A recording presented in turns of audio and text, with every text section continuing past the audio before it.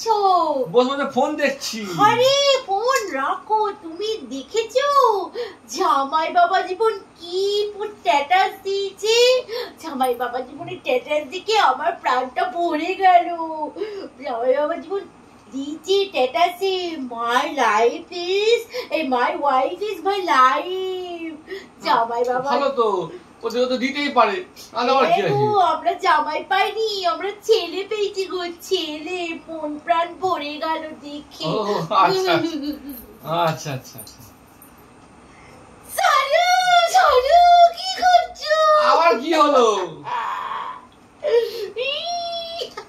আরে আবারটা কি হলো?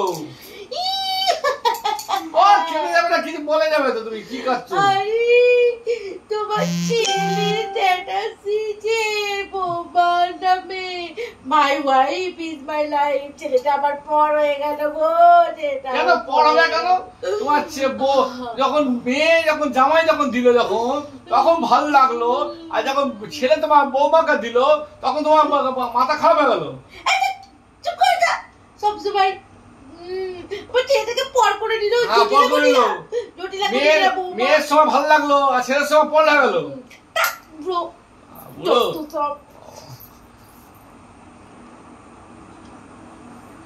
আরে বন্ধুরা বুঝলে, এটাই হচ্ছে বাস্তব। এটা জিনিসটা বুঝতে চেষ্টা করছে না।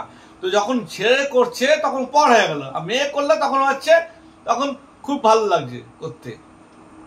মেয়ের পর যখন করলো তখন জামাই তখন নিজের ছেলের মতো হয়ে গেল, আর ছেলে যখন করলো তখন ছেলেকে বলছে নাকি ছেলে নাকি পর হয়ে গেল। এই বাস্তবটাকে না মানতে পারলে কি বলবো আর।